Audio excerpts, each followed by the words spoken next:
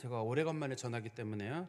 두 줄을 건너뛰어서 다시 앞부분의 내용을 조금 다시 정리를 해드리고 그리고 오늘 말씀을 좀 전하도록 하겠습니다.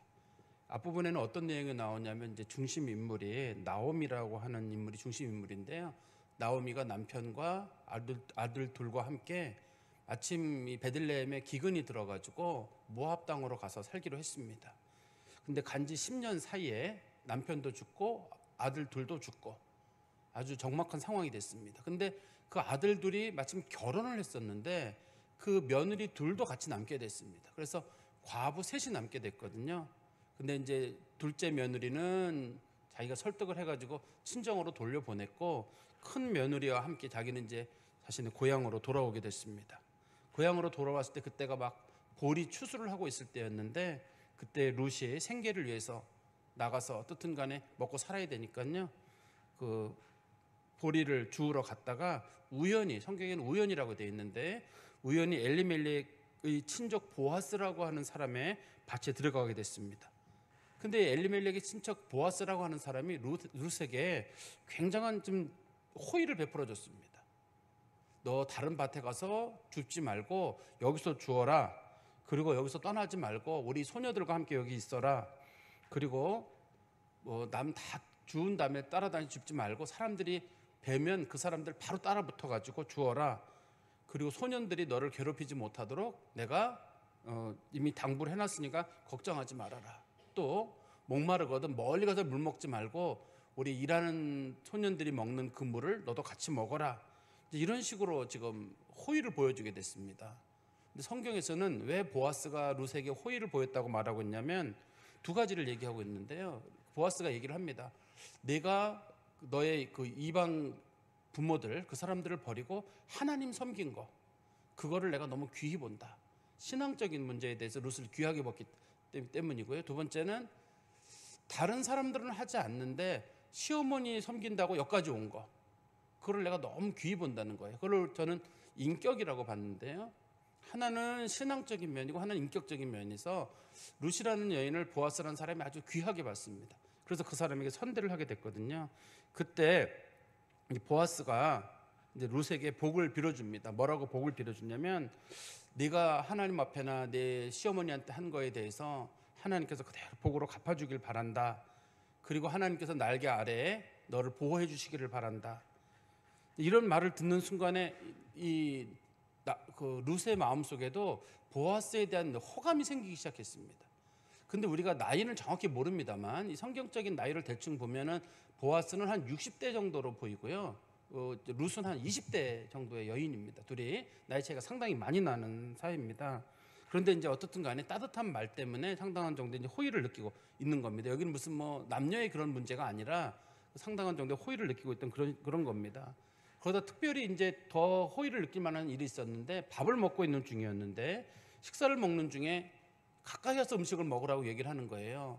그리고 초에다 찍어 먹어라. 우리로 말하면 이제 음식 먹을 때 그냥 싱겁게 먹지 말고 소스 같은 거 찍어서 먹으라고 얘기를 하고 그 다음에 룻에게 볶은 곡식은 좀 아주 귀한 사람들만 먹는 건데 그거를 룻에게 주는데 얼마나 많이 줬는지 배불리게 먹고도 남아가지고 시어머니에게 갖다 줄 만큼 아주 많이 줬습니다. 그리고 이제는 곡식단에서 그 사람들 따라 줍는 정도가 아니라 소년들에게 명령하기를 일부러 룻 앞에다가 곡식을 한 더미씩 뚝뚝 떨어뜨리고 가라. 그렇게 이제 호의를 베풀어 주게 됐습니다. 그래가지고 룻이 그 보아스의 밭에서 준 곡식을 보리를 다 탈곡을 해가지고 집으로 가져왔는데 그거를 한번 보니까 얼마나 많은 양이냐면 한 에바쯤 됐다고 돼 있거든요. 한 에바에 대한 양에 대한 평가는 여러 가지입니다. 그렇지만 일반적으로 한 에바는 한 남자가 성인 남자가 한 달 동안 먹을 음식을 부르는 말이에요. 일반적으로는 요즘 우리 단위로는 뭐 한 30kg 정도 된다고 하는 그런 정도입니다. 그러니까 이게 너무나 많은 걸 가져왔으니까 시어머니가 궁금하잖아요. 너 도대체 누구네 집에서 이런 일을 했느냐? 누가 너한테 이런 호의를 베풀어 줬느냐라고 하니까 이 룻이 말하기를 저 보아스라고 하는 사람 집에 갔는데 보아스가 이렇게 잘해줬습니다 라고 하는 얘기를 들으니까 시어머니가 우리 며느리랑 저 보아스랑 어떻게 좀 연결을 시켜야 되겠다 그런 생각을 했어요. 근데 여기서 요즘 사람들의 결혼이나 재혼관하고는 좀 다른 겁니다. 여기서는 그 두 사람이 지금 나오미도 그렇고 룻도 그렇고 보이는 태도는 어디에 초점이 있냐면 죽은 룻의 남편의 명예를 누가 세워줄 것이냐에 초점이에요. 지금 요즘 사람들은 재혼하는 경우가 내가 외롭고 혹은 내가 노후가 걱정이 돼서 누구랑 결혼을 한다, 이게 재혼 개념이잖아요. 근데 이 성경에서는 그런 재혼 개념이 아니라 룻이 어떻든 간에 자기 남편의 명예를 살려줘야 돼요. 그러니까 애가 없이 죽게 되면 그게 남편에게 큰 불명예가 되는 거예요. 그래서 남편과 사이에서 내가 아기를 못 낳았으니까 어떻든 간에 내가 다른 사람과 사이에서 아기를 낳게 되더라도 아기를 낳으면 그 아이가 전 남편의 아이로 호적에 오르게 되는 거예요, 이게요. 남편의 명예를 세워주는 게 하나고, 두 번째는 시어머니는 자기가 시집을 가버리게 되면 시어머니는 먹고 살 길이 없어요. 그런데 자기가 낳은 아들이 자기 남편의 이름으로 그 호적에 올라가게 되면 그 아이가 자기 시어머니를 평생 먹여 살릴 거거든요. 그래서 두 가지 문제를 동시에 해결하는 거예요. 남편의 명예를 세워주는 거랑, 두 번째는 시어머니의 노후를 준비해 주는 것. 그래서 이 룻도 그렇고 보아스도 그렇고 룻도 그렇고 나오미도 그렇고 과감한 행동을 하는 겁니다. 그런데 성경에 보면 이제 우리가 지난 시간에 한번 살펴봤었는데 기업 물을 자, 성경에 기업 물을 자라는 말이 여러 번 나오잖아요. 기업 물을 자라는 말은 마땅히 그 일을 해야 되는 친척들을 부르는 말이에요. 지금 룻기에서는 이제 형이나 친척 중에 누가 죽게 되면 그 가까운 친척이 그 여자랑 결혼해가지고 아이를 낳으면 그 아이를 전 남편의 이름으로 올려주고 명예를 세워주는 것, 그건 이제 기업 물을 자가 하는 일입니다. 가까운 친척이 하는 겁니다. 첫 번째는 형제가 하고, 아니면 삼촌이나 사촌이 하고, 5촌, 6촌 이렇게 계속 넘어가는 거예요. 이게요. 나이랑 상관없이 촌수 따라가는 겁니다. 이게. 그다음에 또 어떤 경우냐면 유대인들이, 이스라엘 사람들이 이방인에게 종으로 팔렸을 때 가까운 친척인 사람들이 돈을 내 가지고 그 사람을 종으로부터 풀어줘야 돼요. 그리고 또 토지를 샀다가 토지를 이방인에게 빼앗긴 경우, 팔린 경우는 돈을 주고 그 토지를 사가지고 자기 원래 그 친족에게 돌려줘야 돼요. 그러니까 이 기업 물을 자는 누구도 안 하려고 그래요. 너무 큰 돈이 들어가는 거예요. 보세요. 그 여자랑 결혼했어요. 근데 내 애가 아니에요. 전 남편의 애로 되는 거예요, 이게요. 호적에. 얘가. 그러니까 이걸 누가 기업을 물으려고 그러겠어요. 근데 성경에서는 이게 그 사람의 명예를 세워주는 일과 그 가족을 부양하는 일 때문에 하나님 만들어 놓은 제도인데 다들 이 제도를 싫어하는 거예요. 그 다음에 종으로 팔렸다. 종으로 팔리는 비용이 우리로 말하면 1년치, 2년치 이런 보통 돈이 나가게 되는데, 보통 경우는 이제 그 희년에 풀어줘야 되기 때문에 비용이 상당히 많이 나가는 돈이에요.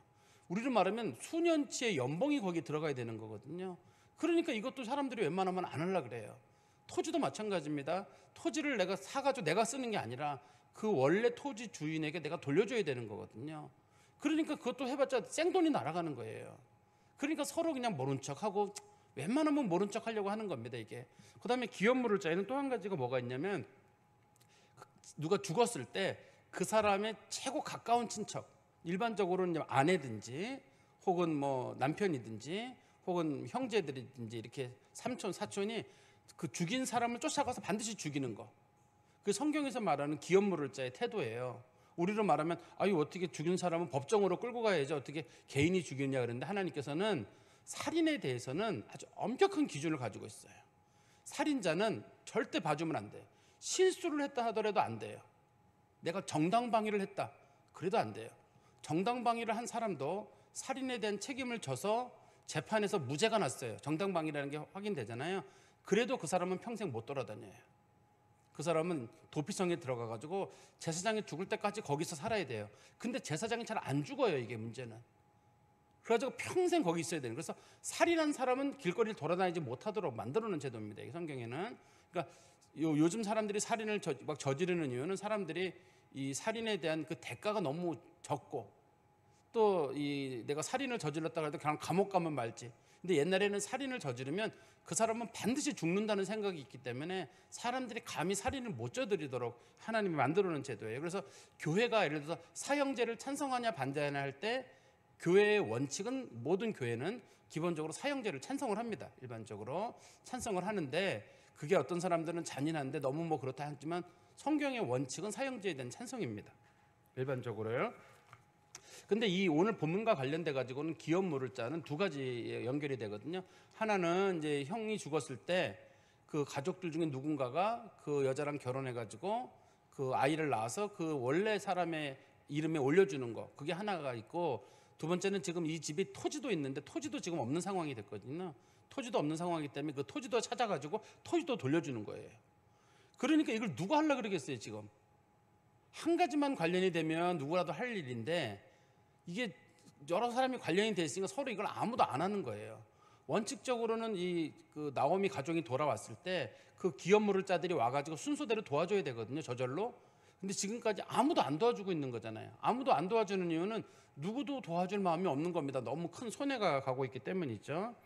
근데 이제 이런 상황을 듣고 나서 나오미가 생각하기를 어떻든 룻이랑 보아스랑 뭐가 될 것 같은 거예요. 보아스가 보이는 태도가 그냥 단순하게 잘해주는 정도가 아니라 자기 며느리에게 상당한 여자로서의 호감을 보이고 있는 거로 이제 보여져가지고 며느리에게 얘기를 합니다. 남자 만나지 마라. 조심해라.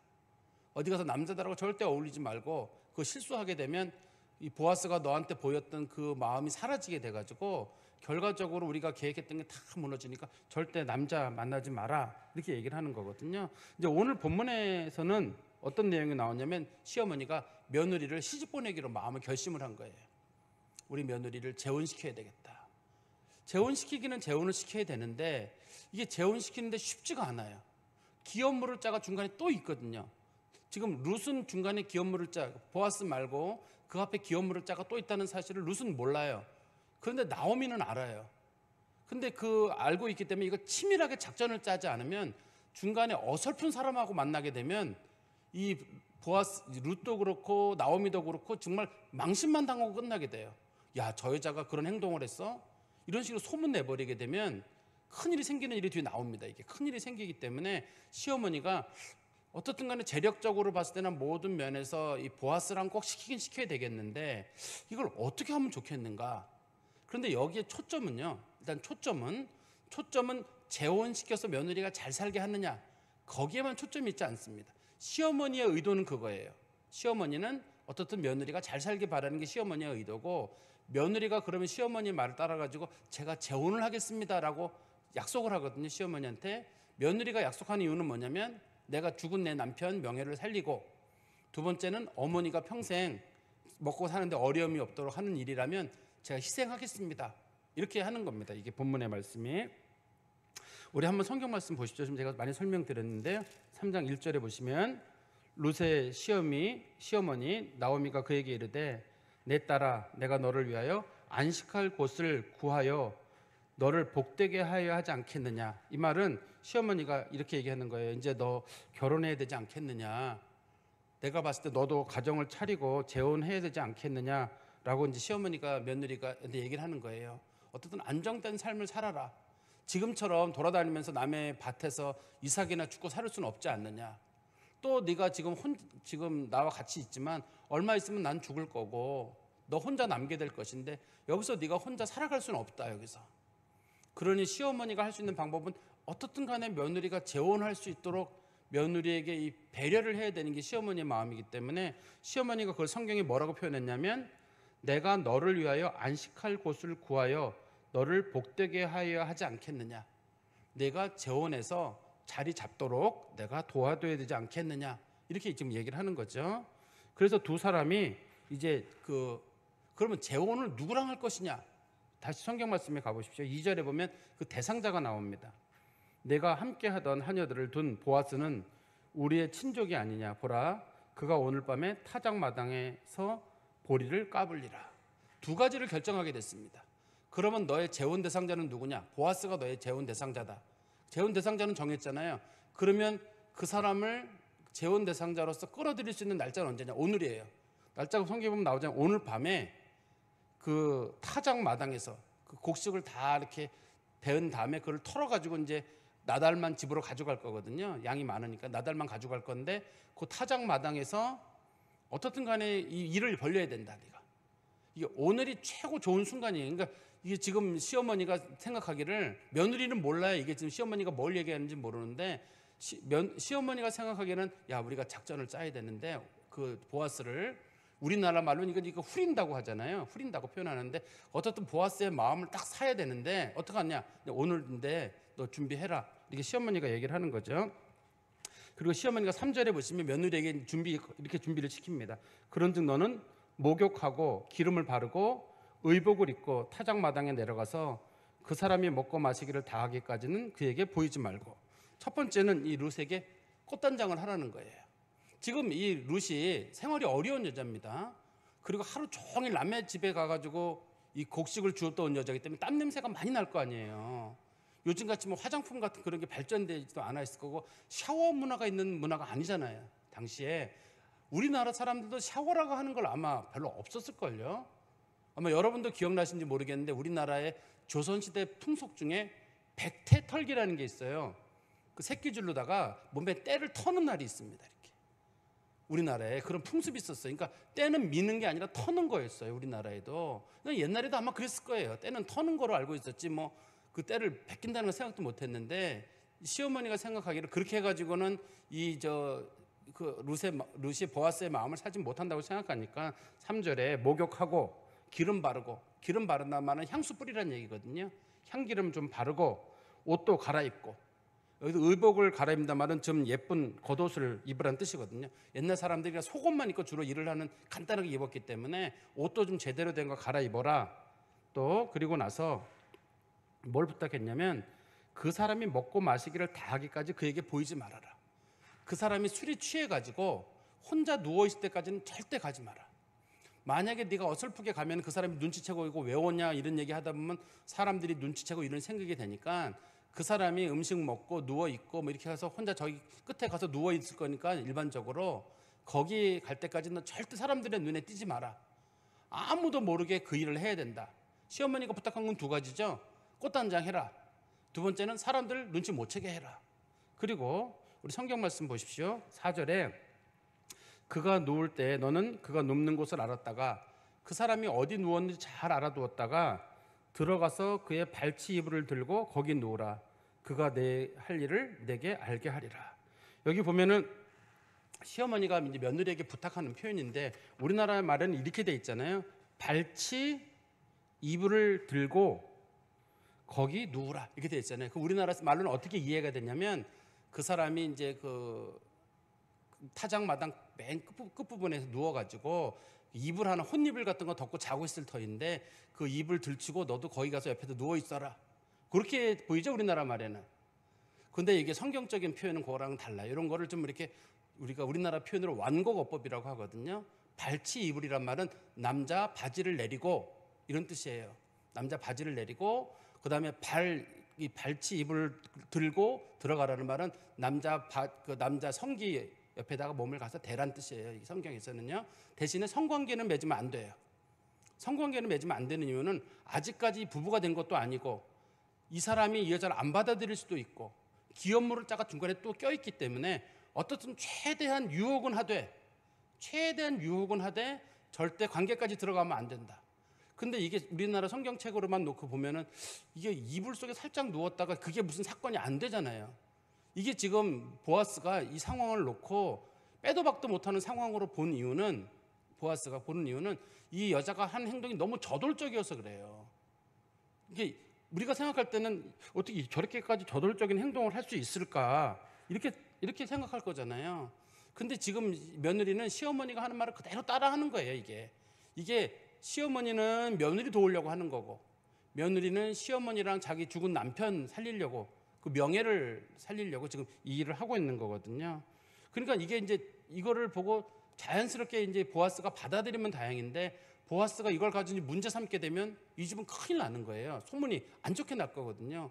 왜냐하면 지금 남자 이렇게 좀 바지 내리고 거기 가서 있다는 얘기는 지금 룻도 그렇게 했다는 뜻이거든요. 룻도 그렇게 했을 거기 때문에 이게 마치 잠자는 것처럼 그런 행동을 취하는 거기 때문에 이게 둘 다에게 무리가 될 수 있는 일입니다. 그리고 5절 말씀 보십시오. 룻이 시어머니에게 이르되 어머니의 말씀대로 내가 다 행하리이다.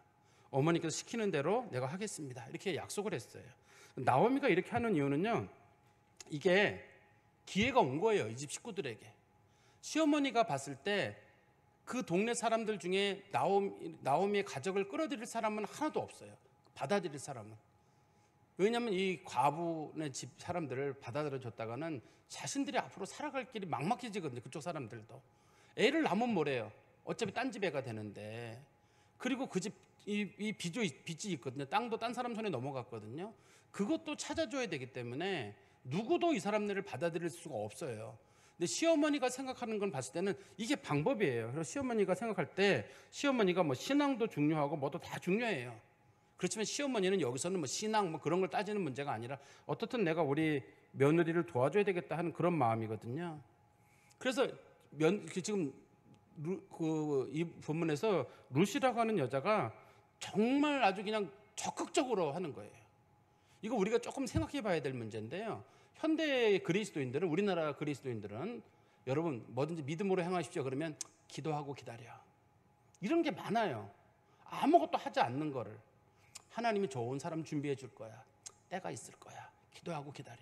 이게 우리들이 많이 하는 조언이거든요. 근데 성경에 나오는 여인들은 그렇지 않아요. 신앙으로 쓰지만 자신들이 살려고 굉장히 몸부림치는 거예요. 지금 여기서 지금 그 룻이랑 나오미가 우리처럼 그런 태도를 가지고 있다 그러면 하나님께서 붙여주실 거면 보아스가 올 거야, 서두르지 마, 하나님의 때면 하나님의 때에 보아스가 와가지고 너를 데리고 갈 거야, 기도하고 있어, 이렇게 얘기를 했을 거예요 우리는요. 근데 여기서는 이 억척스러운 여인들이잖아요. 하나님 앞에 우리가 봤을 때 우리 살아야 되지 않겠느냐, 어떻든 나도 살고 너도 살아야 되지 않겠느냐, 우리 여기서 그냥 가면 안 된다. 그러니 여기서 너도 나도 한번 모험을 해보자는 거예요. 여기서 룻은 큰 모험을 하는 거거든요. 여기서 잘못 일이 꼬이게 되면 문란한 여자로 소문 나가지고 여기서 매장이 되게 돼요. 그렇지만 이 문제가 잘 풀리게 되면 집안의 문제가 잘 풀어지게 되거든요. 그러니까 이거를 잘 알고 있는 노련한 시어머니가 중간에 코치를 하는 거예요. 얘 이거 너 그냥 가가지고 뭐 눕고 그렇게 하지 말고, 자 먼저 옷 잘 입고, 그리고 꽃잔장 다 하고 화장품도 다 하고 향수도 다 하고, 그리고 그 남자한테가 슬쩍 바지 내린 다음에, 어차피 이 사람이 이제 술 먹고 자고 있거든요.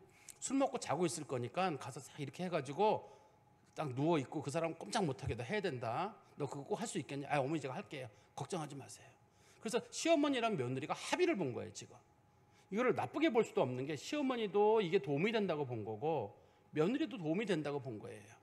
그래서 제가 이 말씀을 제가 준비하면서 제가 이렇게 여기다 기록을 해놨어요. 우리 현대 그리스도인들이 조금 태도를 바꿀 필요가 있어요.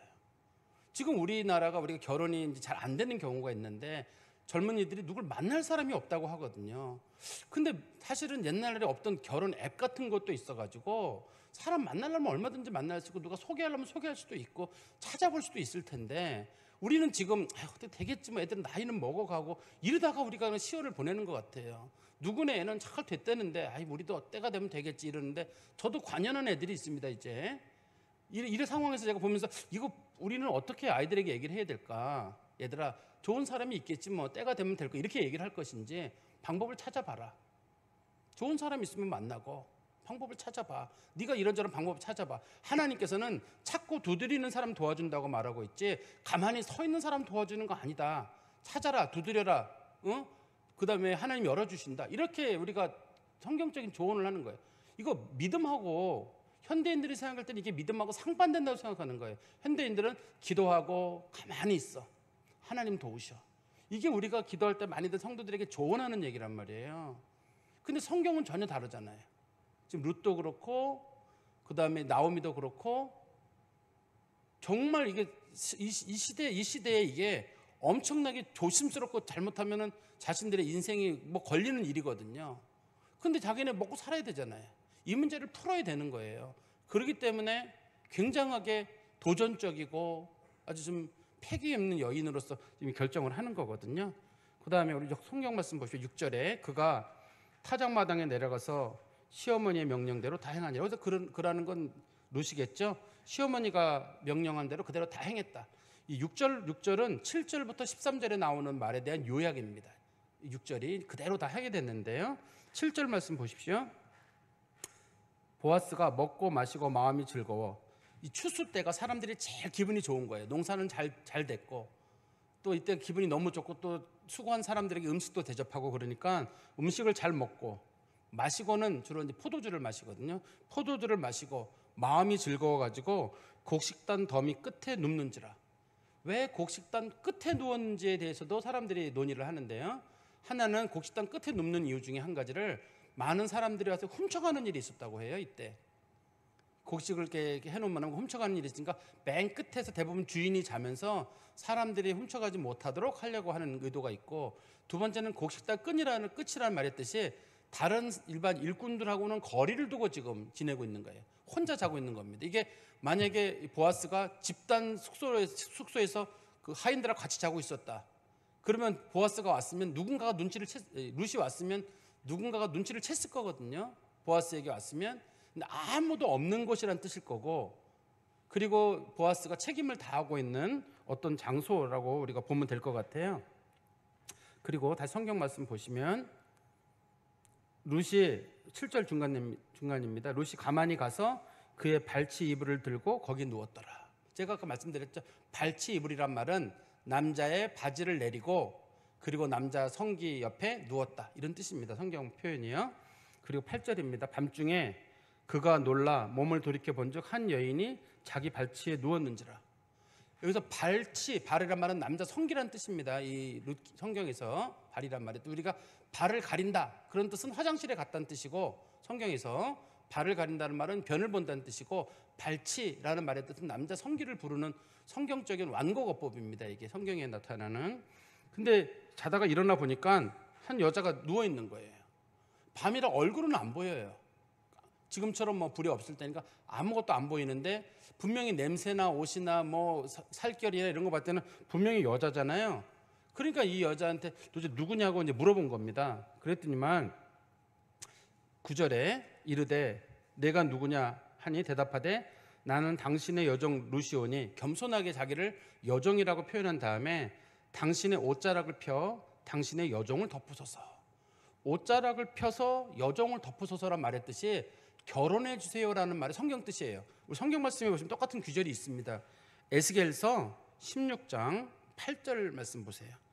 에스겔서 16장 8절에 보시면 하나님께서 이스라엘 백성들이 하나님을 배신했을 때 쓴 말이거든요. 내가 내 곁으로 지나며 보니 내 때가 사랑할 만한 때라. 결혼 정령기란 뜻입니다. 내 옷으로 너를 덮어 벌거벗은 것을 가리고, 내 옷으로 너를 덮어 벌거벗은 것을 가렸단 말은 내가 너와 결혼하여서 너의 수치를 가려주고 너가 살 수 있도록 도와줬다, 그런 뜻이거든요. 내게 맹세하고 언약하여 너를 내게 속하게 하였느니라. 내 옷으로 너를 덮었다라는 말의 뜻은 너와 결혼하였다. 하나님께서 이스라엘 백성들하고 결혼했는데 이스라엘 백성들이 우상을 섬긴 것은 그게 하나님 앞에 간음한 일이다라는 걸 설명하는 게 에스겔서 16장 말이 뜻이거든요. 그래서 당신의 옷자락으로 당신을 덮으소서라는 말의 뜻은 그 룻이 말을 돌려서 얘기하는 거예요. 저와 결혼해 주세요, 이렇게 부탁을 하는 겁니다. 그런데 결혼은 쉽게 이루어질 수가 없어요. 엄밀하게는 중간에 다른 사람이 껴있거든요. 그런데 룻이 그 사람하고 결혼하려고 하는 이유를 거기 설명하고 있습니다. 왜 결혼을 하려고 하는지를. 우리 한번 9절 보십시오. 이는 9절 끝에 당신이 기업 물을 자가 됨이니이다. 이 여자가 하는 말이 제가 당신을 좋아하고 당신을 사랑하고 그래서 결혼해 주세요가 아니라 당신이 기업 물을 자이기 때문에. 기업 물을 자란 말의 뜻은 기업을 물으면 당신과 나 사이에서 아이를 낳게 되면 그 아이가 내 남편의 대를 이어줄 것이고 내 시어머니를 복양할 것이고 당신이 우리가 잃었던 토지를 당신이 사줄 것이고 그런 사람이기 때문에 제가 당신과 결혼하려고 합니다.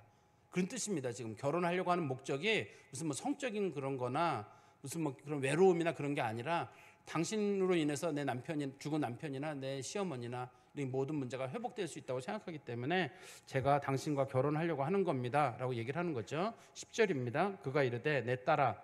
내 딸아라고 부르는 말은 뭐 자기 딸은 아니에요. 그렇지만 용어로 쓰는 말은 젊은 아가씨라고 부르는 말이에요. 이봐 젊은 아가씨, 젊은 처자, 이렇게 젊은 딸이라는 말을 쓰는 이유는 보아스가 나이가 얼마큼 많았는지를 우리가 짐작할 수 있고 또 룻이 얼마나 나이가 어렸는지를 우리가 짐작할 수 있어요. 그 보아스가 봤을 때 자기 보아스는 결혼도 안 하고 자녀가 없습니다. 성경에서는 특별한 경우예요. 이 나이는 많았는데 이 사람이 상당히 부유한 사람인데 왜 결혼을 안 했고 왜 자녀가 없는지, 부인도 없는지는 모르겠어요. 성경에는 언급이 없어요. 만약에 부인이 있었거나 자녀가 있었으면 이 문제가 해결이 안 됩니다. 왜냐하면 남편 있는, 아니, 아내 있는 남자 바지 내려고 옆에 가가지고 이 여자가 누워있다 그러면 사람들이 이 여자 이 뭐 하는 짓이 이럴 거 아니에요. 근데 어쨌든 보아스가 총각이에요. 나이 많은 총각입니다. 나이 많은 총각이고 자녀가 없어요. 자녀가 있었으면 또 재산 분배 문제 때문에 문제가 생기거든요. 근데 그런 게 없는 경우예요. 그래서 나오미가 이 사람을 고른 이유도, 보아스를 고른 이유도 그것 때문이고, 며느리에게 저돌적으로 한번 가서 부딪혀봐라 라고 말한 이유도 그런 것 때문이에요. 결혼도 하지 않은 데다가 자녀가 없는 그런 사람이기 때문에 그렇습니다. 그리고 다시 10절에 가보시면 그가 이르되 내 딸아 여호와께서 내게 복을 주시기를 원하노라.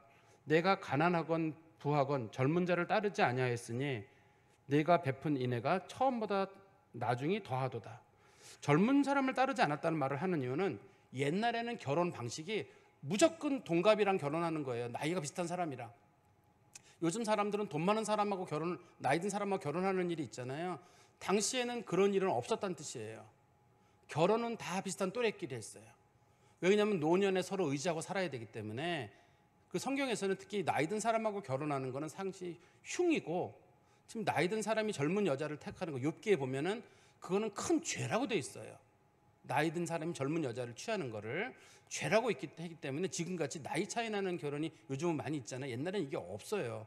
다 비슷한 사람하고 결혼하는데, 여기 보면 부자든 가난한 사람이든, 가난한 사람도 부자도 돈 때문에 결혼하는 일은 없고 다 젊은 사람하고 결혼하는 게 당시의 문화였다, 이런 뜻입니다. 그런데 내가 왜 나이 든 나를 골랐느냐? 네가 나이 든 나를 고른 이유는 뭐 때문이냐면 내가 베푼 인애가 처음보다 나중이 더하기 때문이다라고 얘기를 했어요. 처음에 베푼 인애라는 건 뭐냐면, 그가 그 2장 11절에 보면 시어머니 때문에 이 동네로 들어왔거든요. 시어머니 때문에 이 동네로 들어왔는데 지금도 네가 하는 행동을 보니 너 시어머니 먹여 살리려고 네가 하는 거구나, 이렇게 받아들이는 뜻이에요. 그래서 이 본문에서는 인애라는 말의 뜻이 효성이라는 뜻이에요. 효도란 뜻이에요. 내가 시어머니에게 베푼 그 효성이 처음보다 지금이 더하구나. 네가 시어머니 섬기려고 이렇게 하는 건지 내가 알겠다, 이런 뜻입니다. 그러니까 자기 좋아서 이렇게 하는 게 아니라 시어머니 어떻든 간에 노후를 책임지려고 하는 것으로 받아들이겠다는 뜻입니다. 이 말이. 다시 보세요. 내가 베푼 인애가 처음보다 나중이 더하도다. 처음이라는 말은 어떻든 시어머니 따라올 때 어머니 가는 곳에 내가 가고, 어머니 하나님이 나의 하나님이 되고, 어머니가 묻히는 것 저도 묻히겠습니다라고 하고 왔거든요. 근데 그것보다 지금 이 결단이 너무 어렵다는 결정이에요. 당시에는 이렇게 나이 차이 나는 결혼은 어떤 여자도 선택하지 않았다는 뜻이에요. 근데 룻이 이렇게 무리한 선택, 한 성경 정확한 모릅니다만 성경적인 나이만 봤자는 한 40년 이상 나이 차이가 나 보이는데, 이런 무리한 결정을 하는 이유는 시어머니 생각했구나, 효성이 그거였구나라는 걸 지금 보아스가 얘기를 하는 거죠. 11절입니다. 그리고 이제 내 딸아 두려워하지 말라. 내가 내 말대로 내게 다 행하리라. 두려워하지 말라는 말은 소문 날까 봐 걱정하지 마라. 물러난 여자로 볼 거라 봐 걱정하지 마라. 네가 원하는 대로, 네가 결혼하자고 했으니까 내가 그래 그러면 기업 물을 자가 되어서 너와 결혼해 주겠다. 그리고 내가 현숙한 여자인 줄을 나의 성읍 백성이 다 아느니라. 너가 이렇게 네 스스로 할 여자가 아니라는 거 다 알고 있다. 이거 네가 시어머니 때문에 이렇게 코치 받아가지고 여기서 이런 행동하는 거 내가 다 알고 있다. 소문 내지 않고 내가 일을 처리할 테니까 걱정하지 마라, 이렇게 얘기를 하는 거죠. 그리고 12절입니다. 참으로 나는 기업을 물을 자이나, 내가 기업 물을 자인 건 맞지만 기업 물을 자로서 나보다 더 가까운 사람이 있다. 그런데 내가 기업 물을 순위 1순위가 아니에요. 그런데 이 사람이 지금 보아스가 내가 하겠다 그러면 1순위에 있는 사람이 갑자기 시비를 걸 수 있어요. 자기는 안 했거든요. 지금까지는. 원래 지금까지 했었어야 되는데 안 했는데도 그 사람이 시비를 걸어가지고 보아스가 그랬어, 보아스가 뺏어갔어라고 해버리면 보아스가 갑자기 좋은 일하고도 욕을 먹는 일이 되거든요. 그래서 보아스가 이거를 법적인 절차를 밟게 됩니다. 서서히 법적인 절차를 밟아서 하기 위해서 자기보다 앞에 사람이 있다는 걸 알려줍니다. 이거는 원래 보아스가 룻을 취하는 거 아닙니다. 원칙적으로 보아스는 이 책임이 없어요. 원칙적으로는 그 앞에 중간에 책임자가 따로 있는데 보아스가 자기가 책임을 지겠다고 얘기한 거죠. 13절입니다. 이 밤에 여기서 머무르라. 이 밤에 여기서 머무르란 말은 오늘 밤은 같이 보내자는 뜻이에요. 그렇지만 두 사람이 성적인 관계는 같지 않습니다. 성적인 관계는 꼭 결혼이 당신 전제가 돼 있어야 되고, 또 아직까지 기업모를자로 확정이 안 됐어요. 기업모를자로 확정이 되는 건 내일 아침에 사람들 모인 성문에서 그 공식적으로 기업모를자를 이어받아야 되거든요. 기업모를자가 포기를 해야 돼. 제가 그러면 상속을 포기하겠습니다. 상속 포기를 하게 되면 상속이 권위는 이제 보아스에게 넘어가거든요. 그리고 나서 둘이 이제 결혼을 할 수 있는 거기 때문에요. 다시 보시면 그가 기업모를자의 책임을 내게 이행하면 좋으니, 그 사람이 기업모르면 좋겠다는 거예요. 왜 좋냐면 젊은 사람이거든요. 그 사람이 기업모르면 좋겠다. 그가 기업모를자의 책임을 행할 것이니라. 만일 그가 기업모를자의 책임을 내게 이행하기를 기뻐하지 않으면, 그 사람이 안 한다 그러면 여호와의 살아계심을 두고 맹세하노니 내가 기업모를자의 책임을 내게 이행하리라. 내가 하게. 그 사람이 하면 더 좋다. 젊은 사람이니까. 그런데 그 사람이 하지 않으면 내가 하겠다. 그리고 아침까지 누워 있어라. 여기서 내가 그 일을 다 처리하고 마음속에 고민하고 문제 다 풀 때까지 여기 누워 있다가 너 와라. 내가 먼저 움직이겠다. 이런 식으로 지금 얘기를 하는 거거든요. 아직까지 완전한 결정이 난 건 아니에요. 그렇지만 보아스의 마음속에서는 내가 이 일을 처리해야 되겠다 하는 마음이 생긴 거예요. 왜냐하면 이 여인이 자기 마음에 드는 여인이에요. 이제 보아스는 이 여자가 마음에 드는 겁니다. 보아스는. 룻은 이 남자가 마음 들었다기보다는 자기 시어머니와 남편의 명예를 생각하는 경우고, 이 보아스는 입장에서는 젊은 여자가 자기 같은 나이 든 남자랑 이렇게 결혼한다는 것 자체가 상상도 못하는 일인데 어떻게 이 여자가 이렇게 무리한 행동을 하느냐. 시어머니 생각한 거구나. 근데 이 여자가 마음에 들어요. 이 보아스라고 하는 사람은.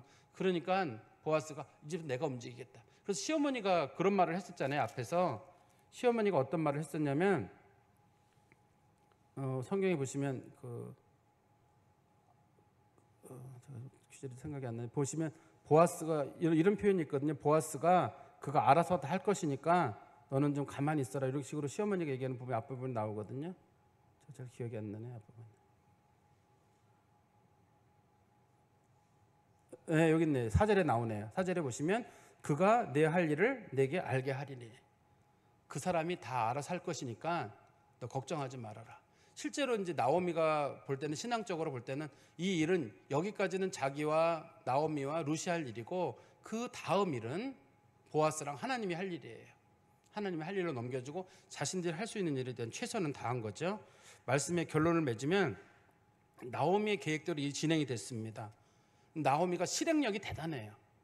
자기 며느리 설득하고 뭐 해가지고 막 둘이서 시어머니랑 며느리가 남자 하나 만나려고 막 이렇게 하는 모습이 참 성경을 보면서도 야, 둘이 어떤 마음이었을까 제가 한번 생각은 해봐요. 며느리 시집 보내는 시어머니의 마음인데 굉장히 민첩한 사람입니다. 왜냐하면 이 일을 얼마 뒤로 미루는 게 아니라 오늘 밤으로 딱 날짜를 정했거든요. 오늘 밤이다. 시간도 없다. 오늘 밤이다. 왜냐하면 보리 베는 날이 끝나기, 투수한 날 보리 베는 날이 끝나는 거잖아요. 그리고 나중에 다시 밀 베는 때까지 한 달 시간이 또 기다려야 되거든요. 또 기회가 안 올지 몰라요. 그러니까 오늘 여기서 뭔가 끝을 내야 돼요. 끝을 내야 되니까 시어머니가 오늘 해서 이게 좀 이런 일을 하는 거죠. 근데 나오미랑 이 보아스, 룻이라는 여자를 잘 생각해 보세요. 그동안 하는 일마다 다 안 됐어요. 베들레헴에 살다가 하도 살기 힘들어가지고 모압으로 갔거든요. 모압에 가가지고 남편 죽었어요. 그리고 또 아들들이 결혼했다고 좋아했는데 아들 둘까지 죽었어요. 하는 일마다 다 안 되면 보통 사람들은 이 정도면 인생 원망해요. 우리는 안 돼. 하나님은 나한테는 관심 없어. 그리고 자포자기하기 쉽거든요. 근데 그렇지 않잖아요. 이 사람이야. 보통의 경우는 자포자기하기 쉽고, 이 룻이라고 하는 여자도 포기하기 쉬워요. 내 남편 죽고 뭐 내가 이제 뭐해 여기서, 이럴 수가 있는데 두 사람이 상당한 정도의 생활력이랑 의지를 가진 사람들이에요. 믿음도 좋은 사람들인데 상당한 정도의 결단을 하는 사람들이에요.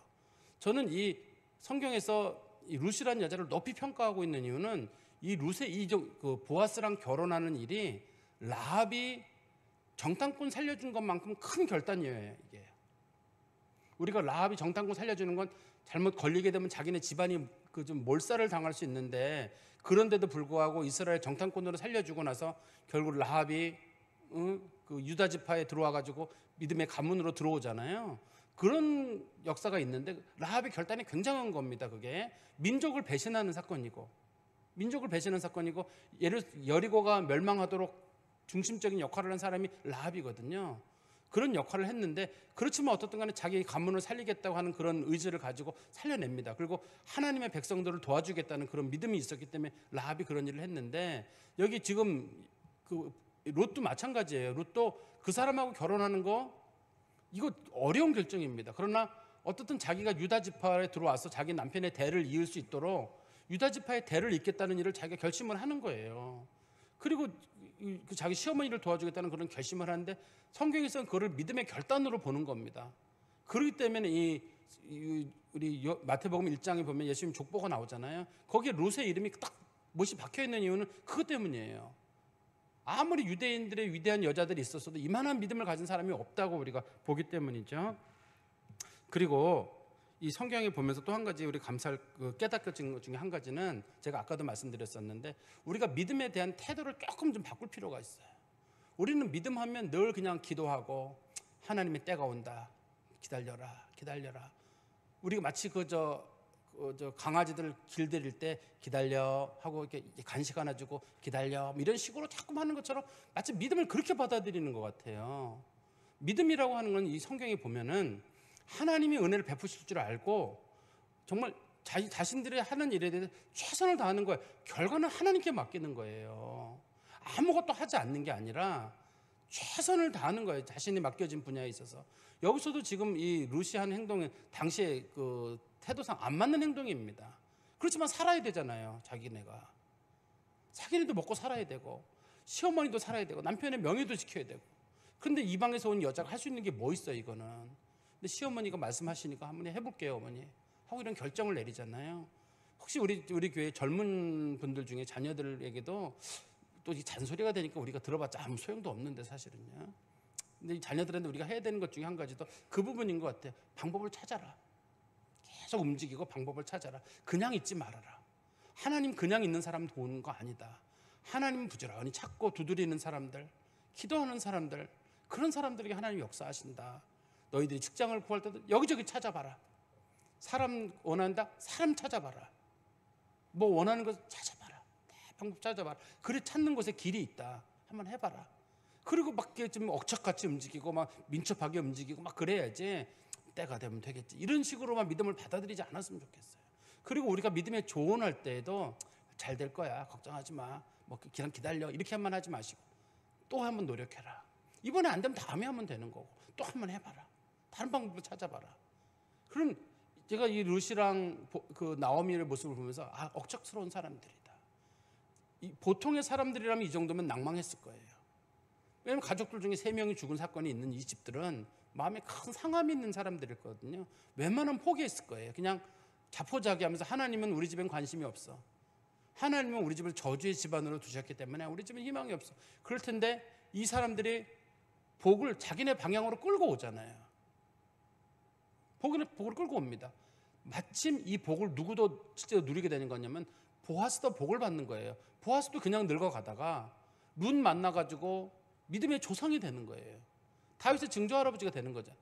믿음의 조상으로서 역할을 하게 되는 거거든요. 결과적으로 제일 큰 복을 받은 사람은 보아스예요. 보아스가 제일 큰 복을 받게 됐고 그 다음에 룻이고 그 다음에 나오미예요. 하나님의 은혜가 우리 신앙에 대한 태도를 좀 적극적인 태도로 가지시기를 간절히 소망합니다. 기도하겠습니다. 하나님 아버지 주님 은혜 감사합니다. 오늘 저희들이 말씀을 보면서 참 누구라도 절망할 상황에서도 절망하지 않고 하나님 생각하고 또 부모님 생각해서 좀 믿음의 결단을 내린 룻의 신앙을 저희들이 살펴봤습니다. 하나님 아버지 요즘 저희들이 많이 나약해져 있고 또 웬만하면 물러나려고만 하고 적극적인 마음이 많이 사라진 시대를 살아가고 있습니다. 하나님은 찾는 자들을 만나주시고 구하는 자들에게 은혜를 베푸시고 부르짖는 자들에게 응답하시는 분이신 줄 아오니 우리 성도들이 또 특별히 우리 교회 믿음의 다음 세대들이 뭔가 떨어지기만을 기다리지 말고 찾고 두드리는 열심과 민첩함과 강인함이 있도록 하나님 역사하여 주시옵소서. 예수 그리스도의 이름으로 기도하옵나이다. 아멘.